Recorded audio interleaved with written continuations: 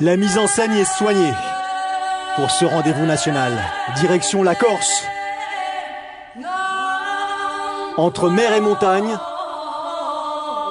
les triathlètes avaient rendez-vous ici pour le championnat de France longue distance 2012.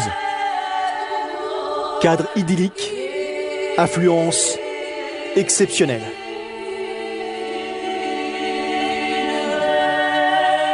Vous avez l'habitude de ces scènes matinales. Préparation en l'occurrence Cyril pour un départ de course, triathlon, championnat de France version longue distance, première édition ici en Corse à Calvi, dans un décor absolument magnifique.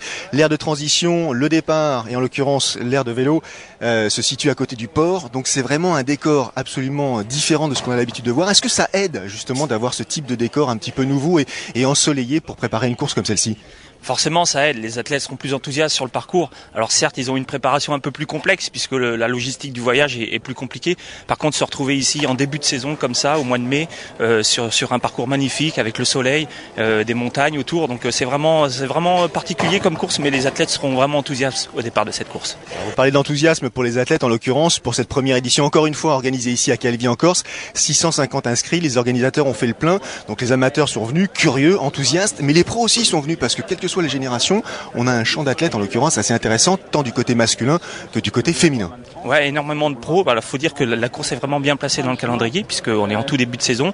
C'est un championnat de France, ça a toujours une valeur, un titre, et puis surtout il y a une qualif pour les championnats du monde qui auront lieu fin juillet en Espagne. Eh bien, écoutez, ce que je vous propose, c'est de faire connaissance avec les principales têtes de gondole, les principaux favoris, et on se retrouve juste après. À tout de suite. Et pour ce qui concerne le titre de champion du monde, Cyril, vous êtes bien placé pour en parler. Il y a 10 ans, vous montiez sur la plus haute marche. Joli souvenir. Parmi les favoris, cette fois-ci, de ce championnat de France, 3 hommes. Jérémy Jurkiewicz, un nouveau. Il a bousculé la hiérarchie l'année dernière en remportant l'Ironman du Pays de Galles. Ouais, l'an dernier, il nous avait surpris avec cette belle course au Pays de Galles, avec ce finish éblouissant. Et puis c'est vrai qu'on attend beaucoup de Jérémy. On attend qu'il nous apporte un peu une fraîcheur sur le championnat de France. Et puis pourquoi pas une dynamique justement pour lancer des jeunes sur cette équipe de France longue distance. Parmi les adversaires qu'il aura, Jérémy, ici à Calvi, 2 hommes je dirais Lascar qui se connaissent très bien, membres de la même équipe à Beauvais, Sylvain Sudry, Stéphane Poulain, 2 générations différentes et en l'occurrence 2 situations athlétiques un tout petit peu différentes. Peut-être que ça m'a fait du bien aussi quelque part de lâcher un petit peu cet hiver. Ça m'a permis peut-être de rebondir, de faire le point sur moi-même.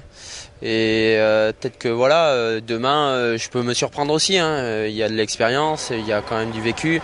J'ai peut-être pas le foncier des autres athlètes demain au départ, au niveau de l'entraînement, mais je pense que j'ai l'envie voilà, du guerrier, du garçon qui a envie d'accélérer comme il faut quoi, pour se faire plaisir. On m'annonce entre guillemets un peu favori cette année et maintenant voilà, je ne vais pas prendre l'étiquette tout de suite de vainqueur. Il reste à faire la course.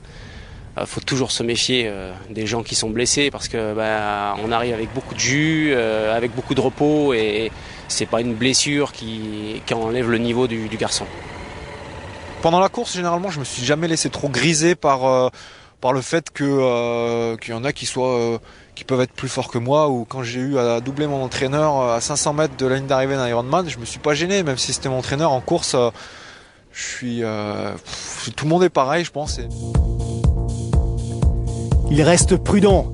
Les 3 compétiteurs, et pour cause, la journée sera longue, ensoleillée et un tout petit peu chaude. Parmi ces dames, les favorites, on va s'attarder sur cette jeune fille. Elle aussi, elle a tendance un petit peu à vampiriser les podiums. Jeanne Collonges, à se méfier de Jeanne, très calme comme ça d'apparence, une vraie guerrière elle aussi. Alexandra Louison, une expérience redoutable. Elle avait remporté l'Ironman en 2007, c'était à Nice, et Delphine Pelletier qui elle aussi a les habitudes de victoire ici.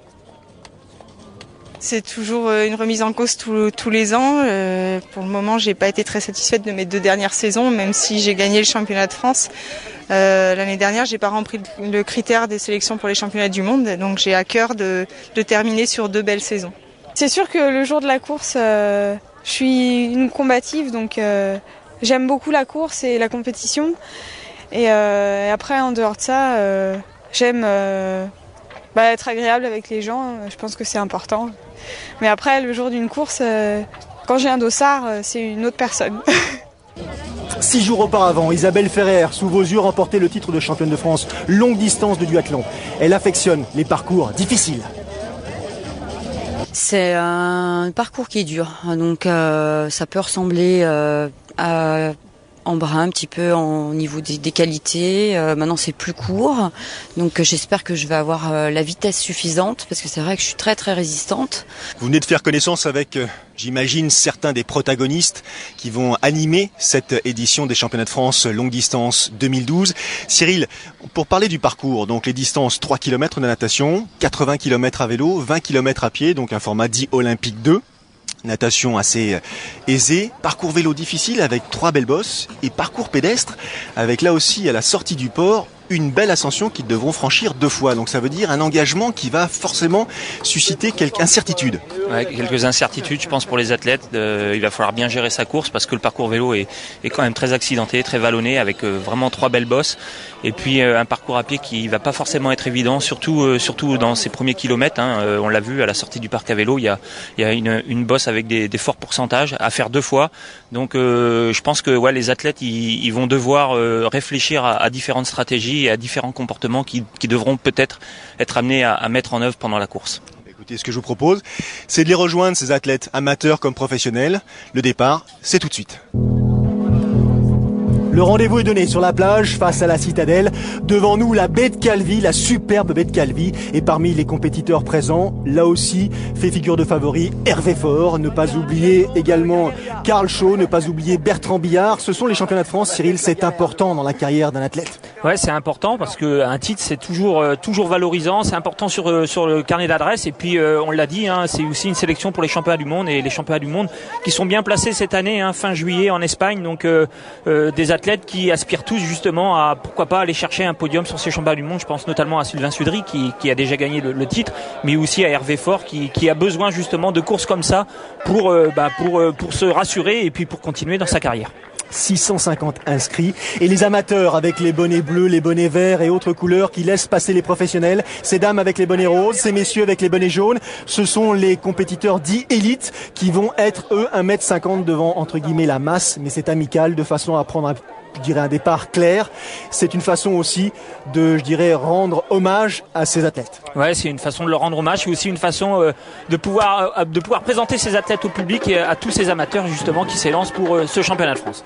3 km de natation, 3000 mètres de natation ici dans l'eau qui, malgré l'apparence, malgré le décor, est assez fraîche. Port de combinaison pour tout le monde. Elle était à 17 degrés, un tout petit peu plus le matin, donc autrement dit frisquette. Ouais, on va dire qu'il faudrait pas descendre en dessous, donc une partie natation sans grande difficulté, on le voit, il n'y a pas de vagues, la mer est assez calme, un petit peu de vent. La plus grosse difficulté sur ce parcours, on le verra, ça sera le soleil. Les nageurs vont nager face au soleil, donc pas facile de se repérer, pas facile de voir les bouées, et on le voit déjà des athlètes qui relèvent la tête justement pour prendre la bonne direction. Alors oui, effectivement, 2 boucles à effectuer, 2 boucles et une sortie à l'australienne, c'est assez traditionnel.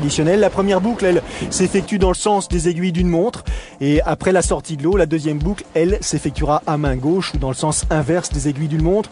Il faudra pour les favoris, parce qu'il y en a fatalement qui vont se détacher, essayer de conserver cet avantage, parce que eux vont ouvrir la voie, les autres vont se contenter de suivre en quelque sorte. Ouais, en quelque sorte, ça va être ça. Donc il va y avoir 1 ou 2 nageurs qui vont prendre l'allure, qui vont faire l'allure pour justement essayer de créer des écarts avec les groupes suivants, et pour ceux qui sont un peu en retrait, justement essayer de rester au contact pour justement pas perdre le groupe de vue et avoir une meilleure visibilité.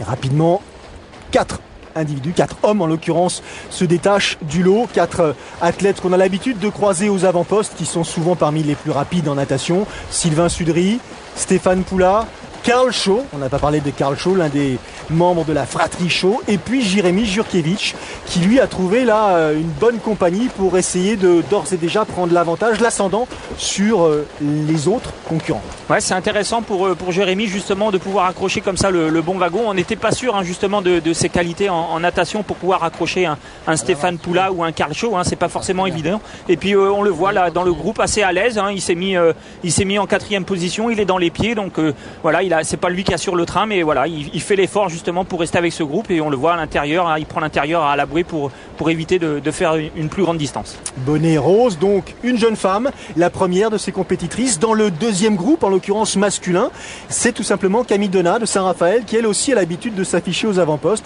Elle a quelques compères à Saint-Raphaël qui lui donnent le rythme, le ton, et elle respecte un tout petit peu ses habitudes. Ouais, Saint-Raphaël, elle s'entraîne avec la fratrie Chaud, donc justement elle a des bonnes références, donc bien placée justement dans ce deuxième groupe, emmené par Bertrand Billard, qui on aurait pu penser se retrouver dans le premier groupe, et ben non, justement il est dans ce second groupe avec également Hervé Faure. La voici, la fameuse sortie dite à l'australienne. Les 4 lascars de tête, Poula, Sudry, Jurkiewicz, Chaud, et là regardez, hein, les gestes ne trompent pas, on cherche la bouée. Hein. Ouais, on cherche la bouée, alors ouais, ne pas se tromper de bouée, hein, puisqu'il y a 2 boucles avec 2 parcours différents, donc ne pas revenir sur la bouée de la première boucle. Donc bien essayer de visualiser justement le second parcours, et puis aussi pourquoi pas voir les écarts avec le groupe des poursuivants. Et voici les poursuivants, Bertrand Billard en tête, suivi par Camille Donat. Alors c'est plus facile pour ce qui les concerne, hein, ils n'ont pas de temps à perdre, donc fatalement ils prennent tout de suite la trace des 4 premiers. C'est ça l'avantage aussi de ceux qui sont situés en retrait, c'est qu'une partie du travail est déjà effectuée. Ouais, une partie du travail est effectuée, puis on le voit, hein, il y a les kayaks et tout qui amènent le premier groupe, donc forcément pour les poursuivants c'est plus facile de voir, mais bon, je pense que beaucoup d'entre eux aimeraient être avec ces 4 lascars.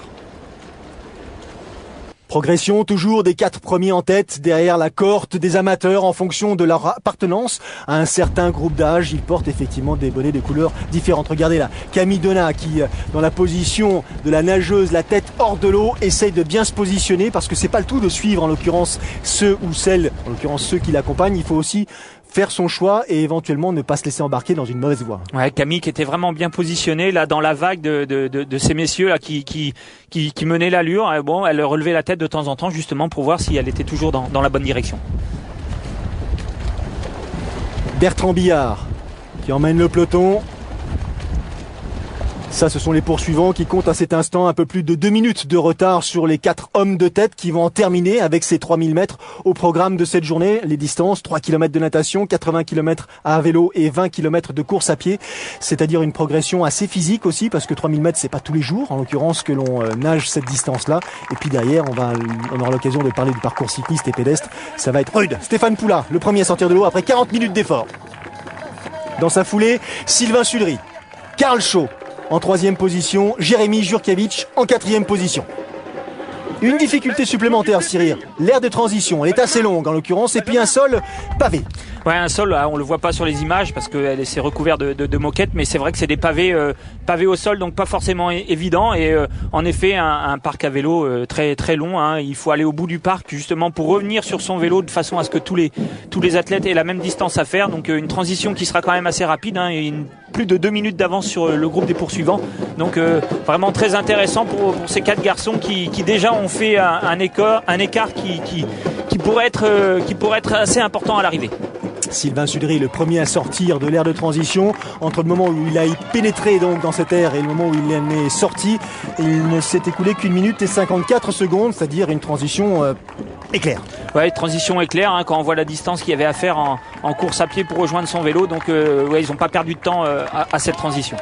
Alors, Sylvain Sudry, qui a été effectivement champion de France déjà. Pour ce qui concerne Sylvain, c'était en 2009 et en 2011. Champion du monde en 2010. Cet hiver a été difficile. Il a été blessé. Il n'a pas couru pendant de longues semaines. Il a fallu se soigner.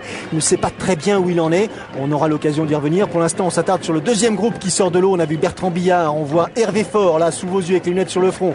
Camille Donat, la première de ces dames. Il compte 2 minutes 35 de retard sur les 4 premiers. Ouais, 2 minutes 35, donc un écart qui a progressé comme ça au fil du temps. Ils étaient passés à un peu moins de 2 minutes à la fin de la première boucle, et puis voilà, 2,35. Donc maintenant pour ces athlètes, notamment Hervé Faure et Bertrand Billard, s'ils veulent aller chercher une place sur le podium, il va pas falloir perdre de temps. Regardez, hein, je dis 2,35, c'est 2,25, mais bon, si on est proche, à vrai dire, de l'écart dont on parlait il y a quelques secondes. Ça, ce sont les premiers kilomètres du parcours cycliste. Ne vous fiez pas à ce profil, les premiers kilomètres sont plats. C'est une mise en jambe.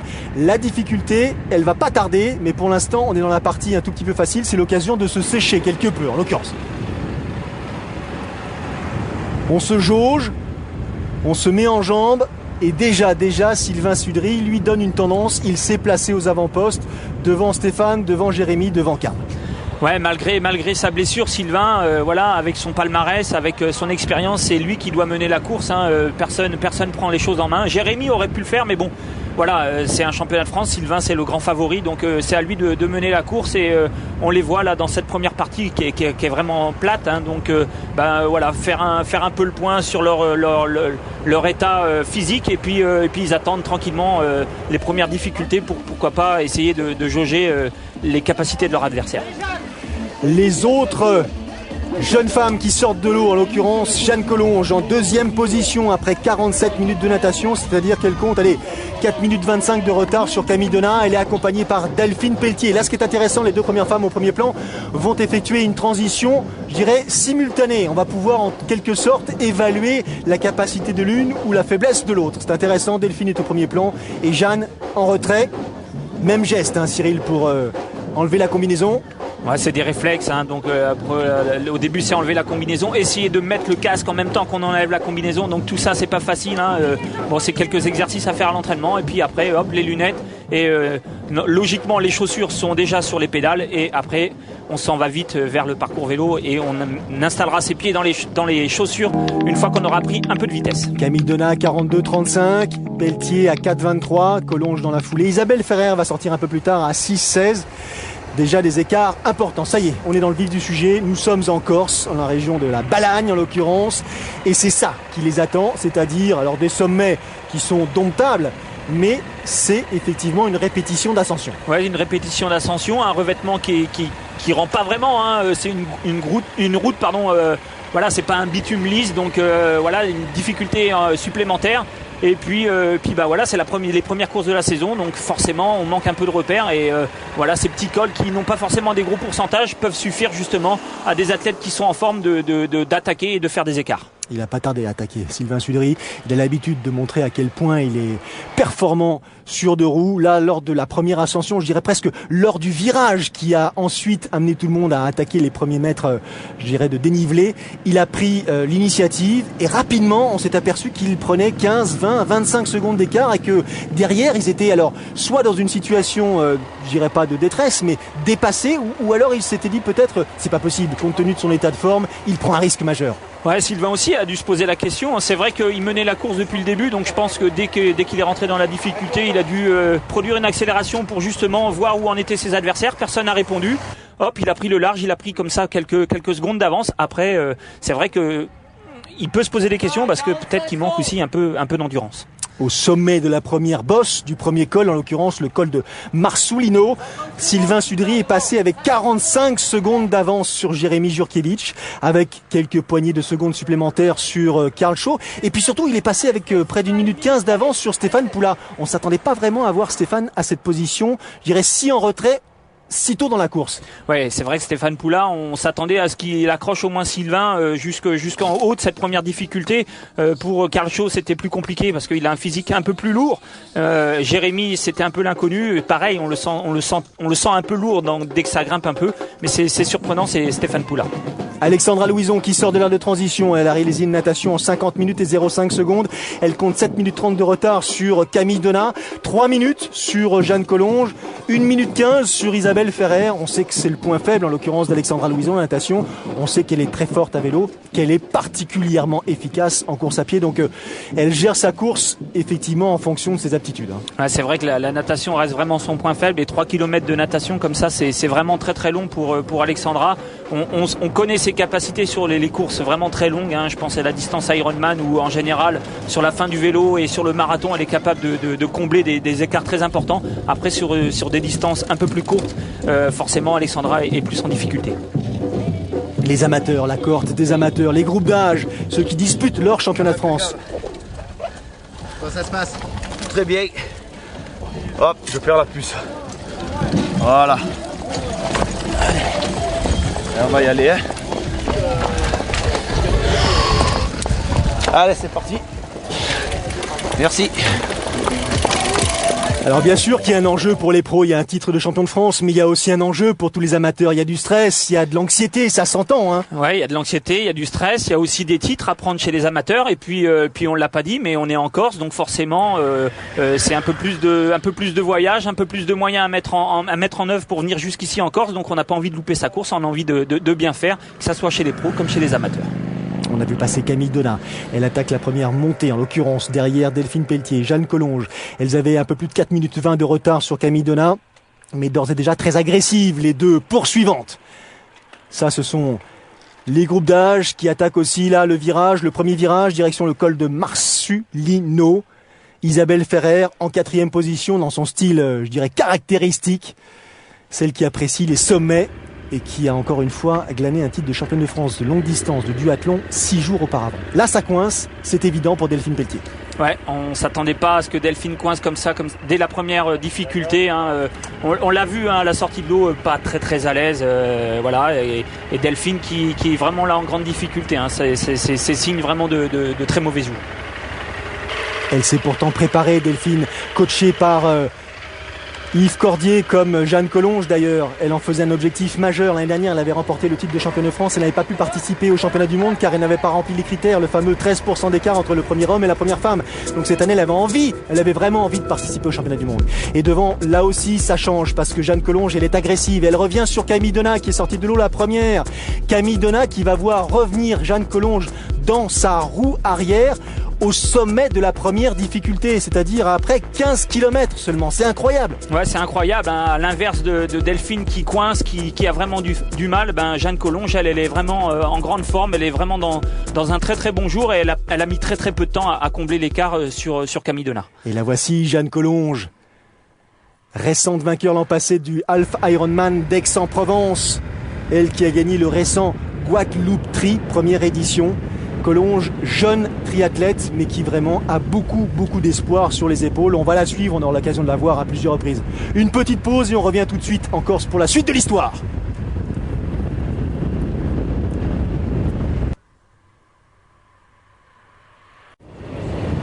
De retour en Corse pour cette édition 2012 des championnats de France longue distance. Sylvain Sudry, leader de la compétition, lui qui a connu un hiver difficile. Après une victoire à Valence en tout début de saison, blackout total, blessure et puis la crainte de jamais pouvoir, je dirais, recommencer à courir cette saison. En l'occurrence là, c'était en quelque sorte sa course de reprise. Ouais, sa course de reprise, c'est vrai que c'est compliqué mentalement quand on est blessé comme ça. D'autant plus que Sylvain a connu une blessure dès la reprise de l'entraînement. Il a mis beaucoup de temps à savoir ce que c'était, comment la guérir. Et voilà, donc depuis quelques semaines, il peut enfin reprendre l'entraînement. Et je pense qu'aujourd'hui, il est là avant tout pour se tester. Hein. Je pense qu'il craint pas grand-chose sur la sélection. Hein. Sylvain, il a le palmarès pour aller au championnat du monde. Je pense que la fédération, si jamais il loupait sa course, lui ferait confiance. Mais il a envie de réussir, il a envie de montrer qu'il est encore là et qu'il est bien revenu. À hauteur du kilomètre 34, on a vu passer les premiers compétiteurs, le pont de Manceau qui enjambe le Fango, la rivière en l'occurrence, là qui va se jeter un tout petit peu plus loin dans la mer Méditerranée. L'écart entre Sudry, Poula et Jurkiewicz est de 2 minutes, entre Sudry, Chaud, Fort et Fernandez est de 3 minutes 30 et Bertrand Billard à 4 minutes 30 de retard. Billard très ambitieux qui veut lui aussi bousculer les habitudes. Il y a effectivement la nouvelle génération qui est présente, vous faites partie de ceux-ci, il y a les anciens. L'idée c'est quoi? C'est d'essayer de les tordre un petit peu? C'est vrai que on se dit souvent ils vont arrêter, donc il suffira d'attendre, mais non, faut pas attendre. On est là, les jeunes, je pense à Jérémy, à Anthony Panier qui est pas là aujourd'hui, mais c'est vrai qu'on est là quand même pour aller chercher les places avant qu'ils soient en retraite, on va dire. Billard qui se donne quelques années pour devenir un tout premier, en l'occurrence sur ce style de distance, et pourquoi pas distance Ironman. Il est en train de faire ses gammes, un petit peu comme Fort, ou Hervé Fort plutôt le faisait il y a quelques saisons. Hervé qui a acquis depuis un palmarès, je dirais, assez intéressant. Un beau palmarès et surtout énormément d'expérience. Hein. Donc Hervé qui lui en revanche est ici pour justement aller chercher sa qualif au championnat du monde. Donc il faut qu'il fasse l'effort, il faut qu'il réduise les écarts avec la tête de course et notamment Sylvain Sudry. Sylvain Sudry devant, toujours en leader. Nous sommes dans l'ascension de la deuxième difficulté, le col de Palmarella. Et au sommet de ce col, c'est-à-dire à hauteur du kilomètre 40, ils feront demi-tour, retour sur Calvi pour ensuite la fameuse aire de transition et le parcours pédestre.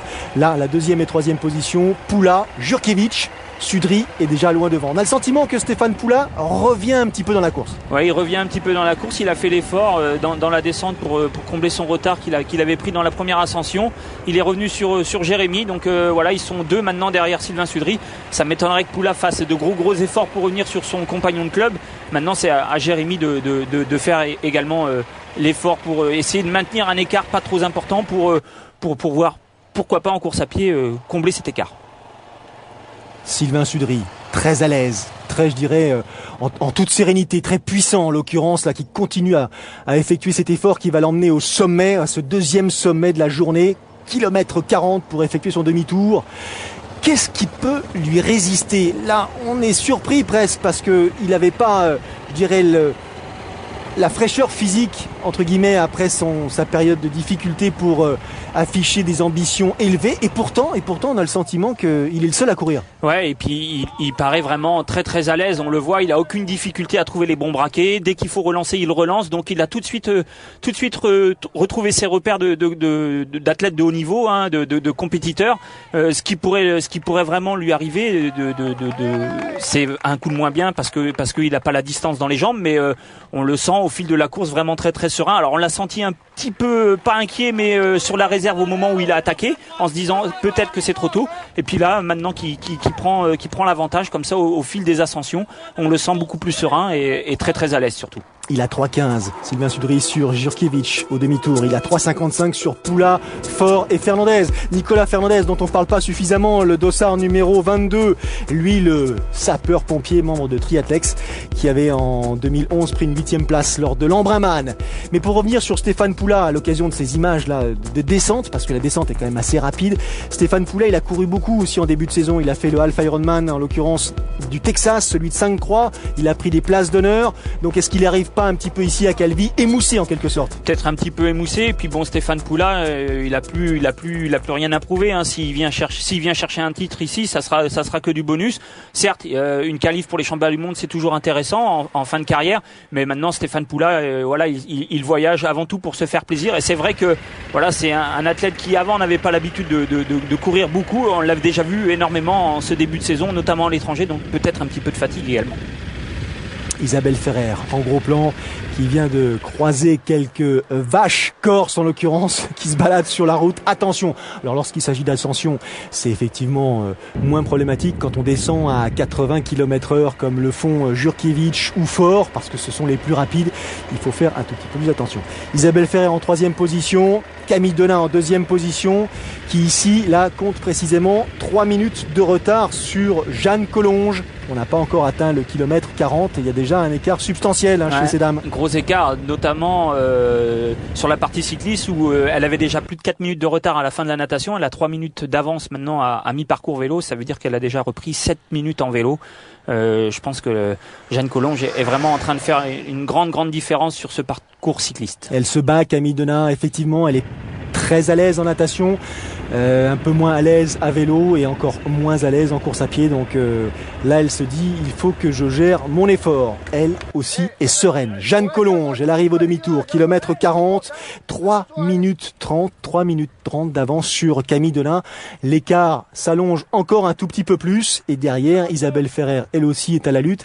Alors même si Isabelle a quelques circonstances atténuantes, parce qu'on insiste, mais 6 jours auparavant, elle montait sur la plus haute marche du podium des championnats de France longue distance de duathlon. Ouais, et puis Isabelle qui a également beaucoup couru. Donc Koh Samui, elle a pris une 5e place à Koh Samui. 5e place à Koh Samui en Thaïlande, donc c'est beaucoup de voyages, beaucoup de fatigue. Donc Isabelle et puis voilà, en natation, c'est pas son point fort, donc elle a dû laisser beaucoup d'énergie sur ces 3 km et en plus Jeanne Collonges est vraiment dans un grand jour. Donc difficile pour Isabelle d'essayer de revenir sur Jeanne.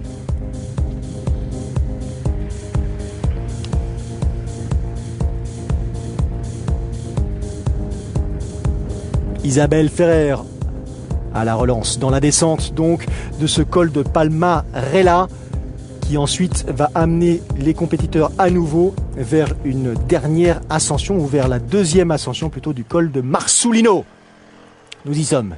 La tête de course masculine. Sylvain Sudry, le champion du monde longue distance 2010. Qui la creuse vraiment un écart incroyable à ce stade de la compétition. On est déjà à près de 5 minutes d'avance. Ouais. Mais sur cette fin de parcours vélo avec la dernière ascension de ce col, on va voir justement si Sylvain est vraiment bien, s'il a la fraîcheur, c'est important pour lui ces derniers kilomètres parce que c'est là-dessus où il peut flancher, où il peut craquer. Hein. Sur le parcours course à pied, on y reviendra après et c'est complètement différent. C'est une autre étape, la course à pied, et puis le parcours est assez atypique pour Sylvain. Donc on va voir sur ces derniers kilomètres s'il réagit bien et si justement il arrive à garder cet écart, voire l'augmenter un petit peu. Mais ce qui ne trompe pas dans les images que l'on voit, c'est l'attitude de Sylvain. Il est effectivement assis et il relance dès qu'il peut, en danseuse, pour conserver la vitesse, pour conserver l'allure, pour conserver l'écart. Il n'a pas l'intention de relâcher son effort. Non, il est là pour se tester et puis on le voit, hein, il est tout le temps en relance. Dès que l'allure faiblit, hop, il se met en danseuse pour relancer la machine. Il est bien installé sur sa selle. Il a tout de suite les bons braquets. Donc vraiment Sylvain qui a retrouvé toutes ses qualités. Maintenant avec un petit peu plus d'entraînement, il devrait encore passer un palier. Allez, il a basculé à hauteur de ce dernier sommet, en l'occurrence le col de Marsulino, qu'ils avaient déjà franchi à l'aller. Et encore une fois, Sylvain Sudry compte près de 5 minutes d'avance sur ses poursuivants immédiats. Là, Hervé Faure en premier plan, Jérémy Jurkiewicz dans sa roue, et les autres se font un tout petit peu plus discrets. Alors Hervé, lui aussi habitué à ces courses atypiques, à ces parcours vallonnés, il a quand même remporté Embrun à 3 reprises, donc c'est quelqu'un qui aime ce style d'effort. Il est en train de prouver qu'il est, même s'il a été discret il y a quelques mois précédemment, il est en train de retrouver une certaine forme d'agressivité. Ouais, Hervé qui malgré tout l'an dernier a fait une belle saison en gagnant Embrun, vraiment, mais qui a besoin de énormément courir, Hervé. Donc là, le championnat de France, pour lui, à la rigueur, il est un petit peu trop tôt. Il a besoin de beaucoup de courses, mais c'est important pour lui comme ça qu'il puisse revenir sur Jérémy. Hein, ça lui permet justement de faire un gros travail mental, parce que revenir sur Jérémy Jurkiewicz, c'était pas évident. Et puis on le voit bien, Hervé, il a besoin de beaucoup de distance. Les premiers kilomètres, il avait du mal à combler l'écart, même voire il perdait du temps. Et puis là, en quelques kilomètres, une fois qu'on a eu passé les 50 kilomètres, hop, il est revenu assez facilement sur le deuxième qui était Jérémy. Et il affectionne ce style de tracé, Hervé Faure, et il nous l'a exprimé justement. Je m'attendais à un parcours dans ce genre, hein. Je connais un petit peu la Corse et je savais que le parcours allait être difficile. Mais c'est vrai que quand j'ai reconnu le parcours hier, j'étais quand même assez content de ce parcours-là. Après, c'est vrai que c'est un parcours qui me convient. J'ai plus des qualités de grimpeur que de rouleur. Mais je pense que je suis pas le seul dans ce cas-là. La concurrence est rude, mais je vais essayer d'exploiter au maximum mes qualités sur ce genre de parcours. Il était déjà très concentré la veille de la course, là, lorsque nous l'avons interviewé dans l'aire de transition. Il savait que ce rendez-vous était véritablement crucial pour la suite de sa saison. La tête de course chez ces dames, Jeanne Collonges en relance. Seule devant, elle aussi, elle a fait le ménage. Camille Donat est reléguée derrière après de 4 minutes. Et puis Isabelle Ferrer encore plus loin. Delphine Pelletier a abandonné. Dernière difficulté du jour, et après c'est la bascule direction Calvi et la descente qui va progressivement les amener vers la mer et l'aire de transition.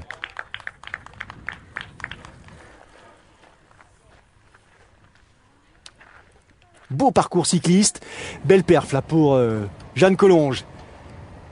Fin de parcours cycliste pour ce qui concerne Sylvain Sudry avec l'avenue Christophe Colomb qui amène justement à ce port. On franchit les rails de chemin de fer. La Micheline était passée 4 minutes auparavant. Autrement dit, il s'en est fallu de peu pour que Sylvain perde tout l'avantage de l'effort consenti à vélo, là, en quelques secondes et à quelques mètres de l'aire de transition. 2h53 minutes et 50 secondes d'effort. Natation, vélo compris. Il compte, à cet instant précis, 5 minutes d'avance sur ses concurrents. Ouais, donc 5 minutes, c'est vraiment un bel écart.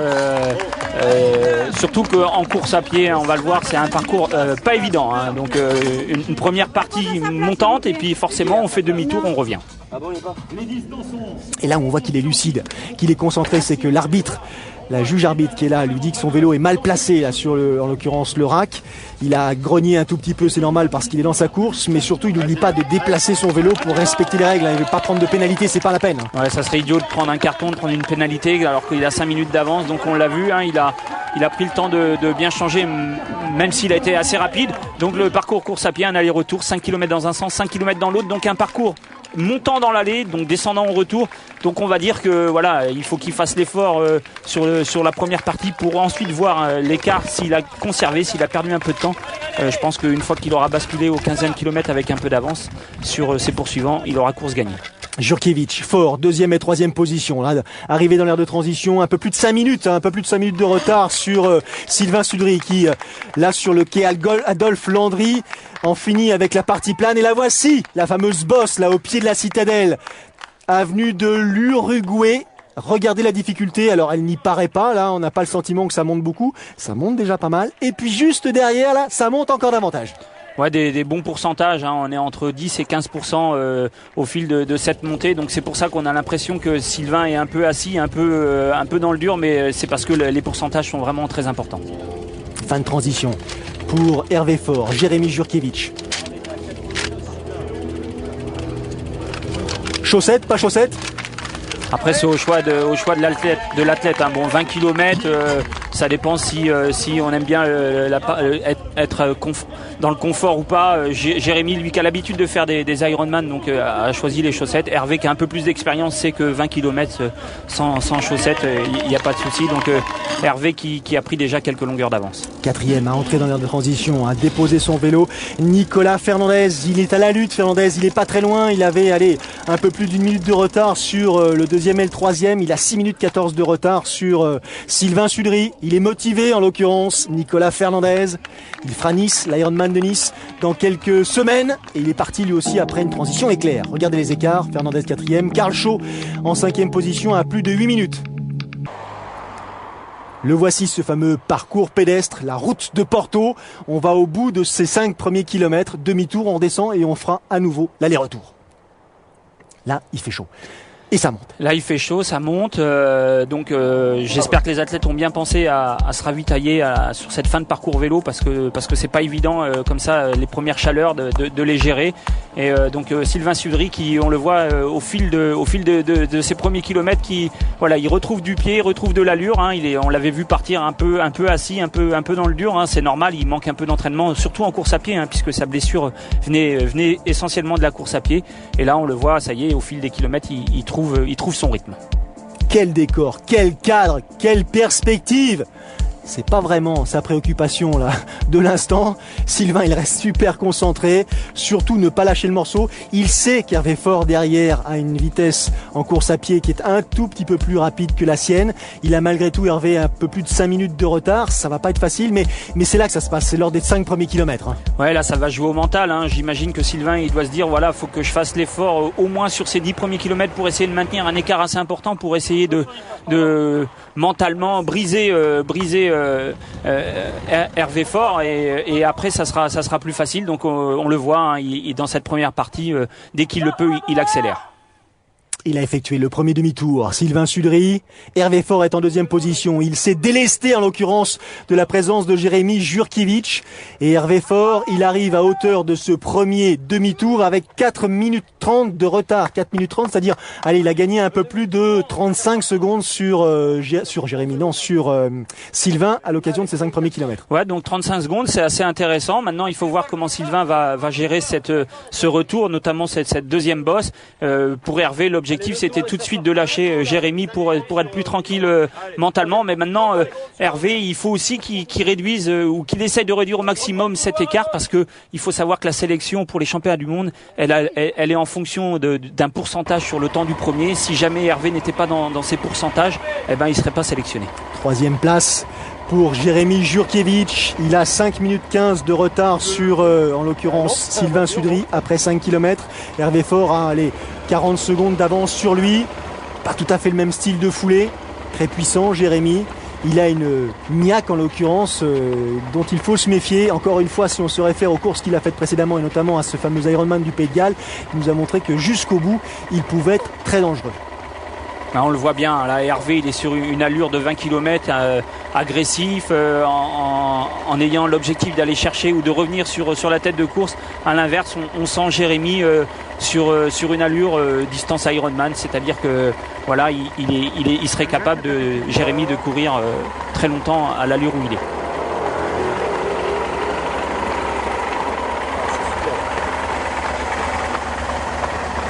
Foulée allongée, ample, visage concentré.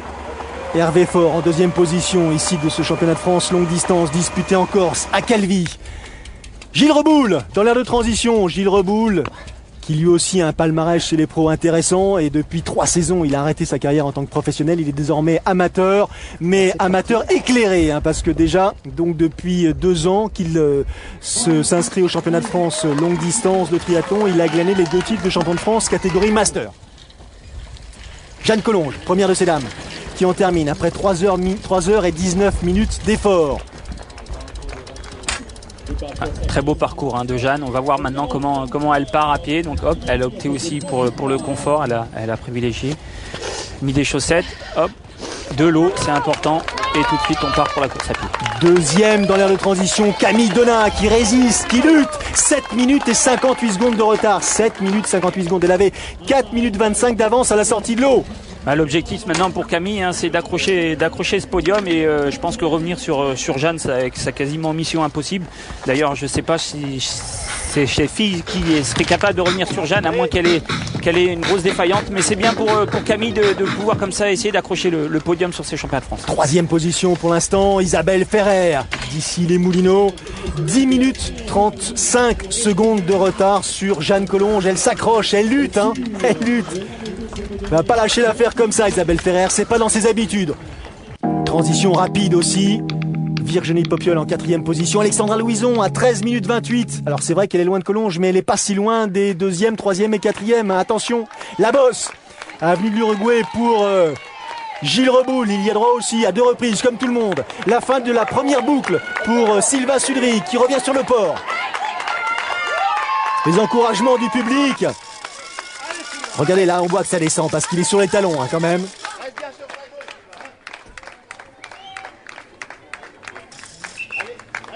Jeanne Collonges, première ascension. Ici, avenue de l'Uruguay, elle attaque son premier tour. On raccourcit la foulée, on s'assoit un petit peu pour justement essayer de passer cette difficulté entre guillemets le plus facilement possible parce que forcément c'est pas évident. Camille Donat. Près de 8 minutes de retard sur Jeanne.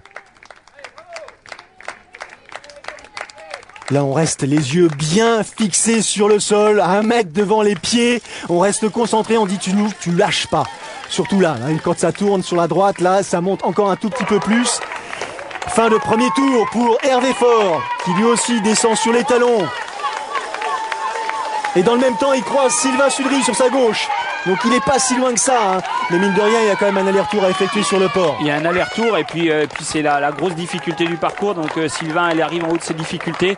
Il faudra qu'il aille au bout, faire le demi-tour sur un parcours faux plat montant. Mais une fois qu'il aura fait ce demi-tour là-bas au bout, s'il a toujours 2-3 minutes d'avance, ça sera quasiment gagné parce que le retour est à mon avis et à mon sens beaucoup plus facile en faux plat descendant. Et donc forcément, Sylvain avec la puissance, avec l'élan et le mental qu'il a, il aura quasiment course gagnée s'il arrive au demi-tour avec plus de 2 minutes d'avance. Oui, pour corroborer vos dires, bien sûr. L'écart elle-même à l'issue des 5 premiers kilomètres et au terme des 10 premiers kilomètres, il n'a rien repris Hervé Faure et d'ailleurs non plus, pas pour ce qui concerne, enfin, pas plus, je veux dire, Jérémy Jurkiewicz en 3e position, les écarts sont stables et il a en quelque sorte course gagnée. Sylvain Sudry à moins, bien sûr, et on ne lui souhaite pas qu'un pépin survienne lors des derniers kilomètres, mais il est rassuré, il est solide, il est sorti d'affaire en quelque sorte. L'hiver est passé. Ouais, l'hiver est passé, la mauvaise blessure est oubliée et c'est vrai que sur cette course-là, quand même un 3 km, 80, 20, il s'est drôlement rassuré et c'est de bon augure pour toute la saison, puisque même s'il a raté un peu le début de saison au niveau des courses internationales, on l'avait vu l'an dernier à Abu Dhabi faire une très belle course, et ben il a encore toute la saison pour montrer le bout de son nez. Camille Donat, en tête de la course. Après le demi-tour, après les 5 premiers kilomètres, elle a 9 minutes d'avance. Non, Camille Donat. Jeanne Collonges a 9 minutes d'avance, sur Camille Donat. Isabelle Ferrer est à plus de 12 minutes. Mais attention, Alexandra Louison est en train de revenir. Camille en gros plan. On a le sentiment qu'elle a retrouvé une foulée en l'occurrence. Où elle donne plutôt la sensation d'avoir retrouvé une foulée. En tout cas, une chose est sûre, elle veut rester sur le podium. Oui, ça se voit. Elle veut rester sur le podium. Elle a envie d'être sur ce podium des championnats de France. Jeanne Collonges, on peut assurer que la victoire est là déjà. Quand on la voit aussi à l'aise sur ce parcours course à pied, bon, même s'il reste encore une boucle. Par contre, pour la deuxième et troisième place, la bagarre est rude. Et elle est d'autant plus rude que derrière, en 4e position, Alexandra Louison est en train de faire un véritable show. Elle a retrouvé cette saison une certaine forme d'enthousiasme, d'allant. Elle dépose littéralement Isabelle Ferrer dans le premier retour en l'occurrence. Ce parcours lui convient, elle nous l'avait dit d'ailleurs. Le parcours à pied, il y a une petite bosse raide là en sortant du port qui va faire mal. En plus, on va la prendre 2 fois à chaque tour. Et puis les 5 premiers kilomètres sont en montée, donc montée, descente, ça va être casse-pattes, je pense quand même. Donc je vais tout faire en course à pied pour revenir sur le devant de la course. Si j'ai pas pu prendre le devant avant, mais bon, sait-on jamais. Optimiste, comme à son habitude, avec le sourire, Alexandra Louison. Fin de parcours pour Sylvain Sudry, la dernière descente qui l'amène tout doucement vers la ligne d'arrivée. Derrière, sur le vélo en bleu, c'est Pierre Rouzot, entraîneur national, qui doit se satisfaire de cette performance. Ouais, c'est rassurant pour Sylvain, rassurant pour les entraîneurs nationaux de voir un athlète comme ça qui retrouve justement son niveau de performance, son très haut niveau, et c'est vraiment de très bon augure justement 2 mois avant les championnats du monde, et on espère tous qu'il nous ramène le titre mondial. Et oui, parce que du coup avec cette victoire, Sylvain Sudry, il a obtenu son ticket pour aller disputer en Espagne fin juillet les championnats du monde. Le temps de Sylvain, 4h09 et 17 secondes. Les secondes ont peu d'importance. Il a retrouvé le sourire, il est heureux, il pense à son fils. Effectivement, Sylvain qui félicite sa maman, qui embrasse son père, et surtout qui se dit que ça y est, c'en est terminé des galères. Jeanne Collonges, kilomètre 15, toujours en tête et qui repart avec autant d'efficacité. Là, on voit que le parcours a été compliqué. À vélo comme à pied, la chaleur, elle fait son job en l'occurrence là. Jeanne qui a de quoi se ravitailler dans la main, c'est important. Ouais, c'est important, et Jeanne qui est toujours aussi agressive. Alors, non pas parce qu'elle a peur qu'Alexandre revienne sur elle, parce qu'elle a de l'avance, mais parce qu'elle doit respecter un certain pourcentage sur Sylvain pour se sélectionner sur les championnats du monde. Donc voilà pourquoi Jeanne donne tout ce qu'elle a. Alexandra qui vient de dépasser Camille Donat. Désormais Alexandra Louison est 2e, Camille Donat 3e, et elle est contente, Alexandra Louison. Yes you are. Fin de course tonitruante, très efficace, un petit peu à l'image de ce qu'elle nous avait offert il y a quelques années à Monaco, à Nice. Fin de parcours à l'arrache pour Hervé Faure, qui se dirige vers une place de 2e ici à Calvi, vice-champion de France 2012, et lui aussi sera sélectionné pour disputer les championnats du monde au mois de juillet. Ouais, il avait dépassé un petit peu les pourcentages requis pour se sélectionner, mais il ne pouvait pas emmener Sylvain tout seul, donc Hervé sera du voyage aussi en Espagne. 3e place pour Jérémy Jurkiewicz. Je savais pas trop où j'en étais, et puis bon, mine de rien, les jambes répondaient quand même. Donc un peu dur quand même sur la fin du vélo, mais bon, il y avait déjà un petit écart satisfaisant. Après, à pied, ça a été une gérance, et ouais, ça fait vraiment plaisir. Ouais. Le classement de ces messieurs, donc Sudry, Faure, Jurkiewicz, Fernandez 4e, Karl Shaw qui a résisté et obtient une belle 5e place. La victoire pour Jeanne Collonges, premier titre de championne de France longue distance. Avec Delphine, je pensais quand je l'ai doublé dans le premier col qu'on allait être au coude à coude.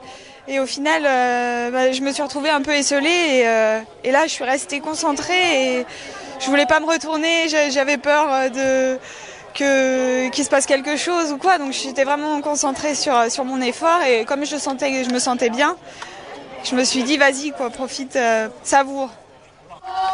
Jusqu'au bout, Jeanne aura profité de cette épreuve. Attention, son palmarès s'étoffe. 2e place pour Alexandra Louison, vice-championne de France, satisfaite.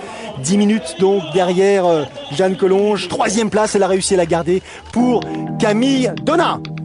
Le classement, Collonges, Louison Delin, c'est le podium, Isabelle Ferrer 4e, Virginie Popiol à la 5e place. Et bien sûr, ces dizaines, ces centaines d'amateurs qui eux aussi vont pouvoir être satisfaits de cette performance, de leur performance, une fois qu'ils auront franchi la fameuse et libératrice ligne d'arrivée. Les premiers coureurs sont arrivés, vous l'avez vu, depuis il y a eu massage, il y a eu bien sûr passage sous la tente, on a bu, on s'est restauré, Cyril, parce que on s'en doutait, mais vraiment on en a eu la confirmation, ça a été un parcours physique, très physique, il faisait chaud, il y avait du vent et puis surtout ça montait, ça descendait à vélo comme en course à pied. Ouais, un parcours très compliqué, on l'avait dit, surtout en vélo avec un parcours très vallonné, donc physiquement dur. Et puis on a vu des athlètes qui sont venus ici, qui ont confirmé leur performance, d'autres qui étaient là pour se rassurer. Et puis tellement dur physiquement qu'on a vu quelques athlètes craquer mentalement. Alors ça, c'était une petite surprise, c'est-à-dire que je dirais les mieux préparés ou ceux qui paraissaient être les favoris dans l'épreuve, j'ai eu des coups de moins bien. Alors, est-ce que c'est dû à quoi? Est-ce que c'est dû à un manque de préparation? Est-ce que c'est dû à un mauvais jour, en l'occurrence? Est-ce que c'est la concurrence? Est-ce que c'est la densité? Qu'est-ce que c'est? Ouais, il y a sûrement la densité. Alors des fois, il peut y avoir le jour sans. Je pense à Delphine Pelletier qui malheureusement n'avait pas les jambes aujourd'hui, alors qu'elle se sentait vraiment bien à l'entraînement. Et puis, il y en a qui étaient prêts physiquement, mais peut-être qui avaient pas mesuré la difficulté du parcours et qui mentalement ont craqué. Et puis il y avait la densité. On a vu un gros groupe sortir devant. Ils étaient 4 derrière un groupe qui a mené la chasse. Donc forcément, ça change un peu la donne. Et puis, des athlètes qui ne devaient pas être préparés à ce type de course. Course difficile, championnat de France longue distance version 2012. Les championnats de France longue distance version 2013 se tiendront également à Calvi. Donc si vous voulez y participer, sachez d'ores et déjà qu'il faut s'y préparer.